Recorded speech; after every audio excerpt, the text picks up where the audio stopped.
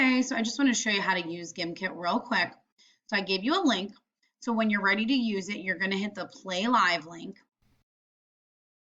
Once that opens up, this is the fun mode for this week. So I'm going to try this with them and they're just going to have to figure it out. So I'm going to click that. I don't really start them off with any cash. I let them all start with 0. You can leave all this on here. It doesn't look like, let me see if they're going to have us put a time up. So now they're ready to go, right? So this is the code you're going to give them, just like Kahoot or anything. They sign in with their name. Once they're all on and ready to go, you'll just, once they sign in, it'll say like, let's play or whatever.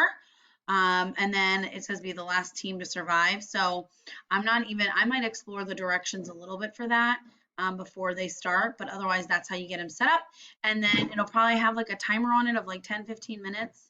I have to explore that a little bit more, but I just wanted to show you how that particular sign-on option works for this game since you've never used it.